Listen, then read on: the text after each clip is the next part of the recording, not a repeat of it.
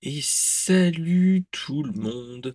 Vous vous apprêtez à regarder un extrait de Brainstorm Geek, l'émission enregistrée sur Twitch tous les lundis soirs à 21h est disponible en podcast audio sur Spotify, Deezer, Apple Podcast et Google Podcast le mardi à 17h. Enjoyez le visionnage!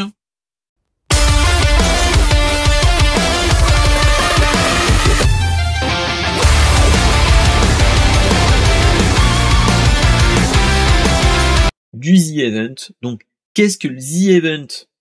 Le The Event, c'est nul autre que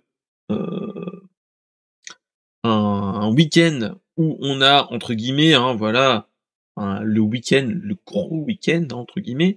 Le The Event, c'est normalement, c'est 3-4 jours de stream avec des gros streamers francophones. Le The Event, à la base, c'est un spin-off de stream caritatif qui était les The Avengers à l'époque, si mes souvenirs sont bons, qui date, voilà. Et donc, en fait, le The Event, c'est fait par Zerator et Dash, qui fait ça depuis, bon, allez, 2017, je crois, 2018, si mes souvenirs sont bons. Ôtez-moi d'un doute, je dirais 2017, moi. Le The Event, le premier The Event. L'histoire, ouais, 2016. Voilà.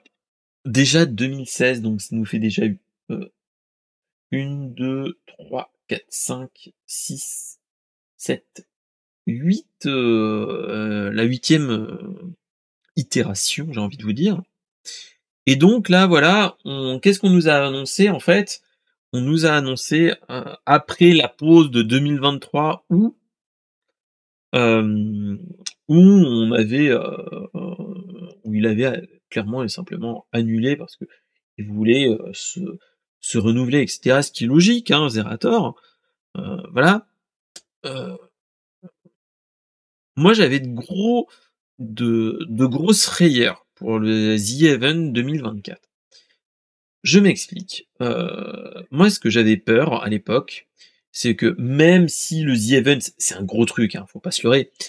Le The Event, c'est un gros stream caritatif, et cetera. Le gros stream caritatif en France, clairement, mais avec une pause d'1 an. J'avais peur que, il y aurait pas autant d'engouement. Ce qui s'est passé, c'est qu'on avait une quarantaine de streamers à Montpellier, 37 si mes souvenirs sont bons, et une centaine en dehors, entre guillemets, en dehors de Montpellier, mais et donc toutes ces personnes-là, entre guillemets, étaient quand même, on avait quand même une implication assez forte, entre guillemets, au niveau des streamers. Il y avait de grosses personnes qui étaient impliquées. Bon, il y a comme il y avait le JDG, Antoine Daniel, Abba, il y avait plein de monde, il y avait Ultia qui était là, il y avait plein de monde. Il y avait même Ici Japon qui streamait en distanciel. T'avais vraiment beaucoup de monde. Ça a commencé vendredi et ça s'est terminé hier soir. Et on est arrivé à plus de 10 millions d'euros, 10 145 881 euros récoltés, qui équivaut à peu près à ce qu'on avait en 2020, entre le 2021 et 2022. Mais l'attente était plutôt, enfin, les causes étaient plutôt bonnes. Je m'explique. En fait, cette année, et comme les années précédentes, ils soutiennent des associations.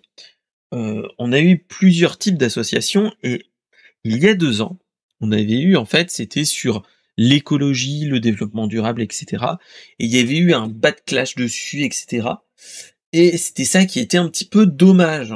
Ce qui est un petit peu il y a eu des bad buzz sur les boîtes qui soutenaient et cetera entre guillemets et là, en fait, on nous a sorti quelque chose qui est très bien, qui est que en fait, les associations soutenues, c'était le Secours populaire, Copain, les Bureaux du Cœur, Solidarité Paysan et Chapitre 2.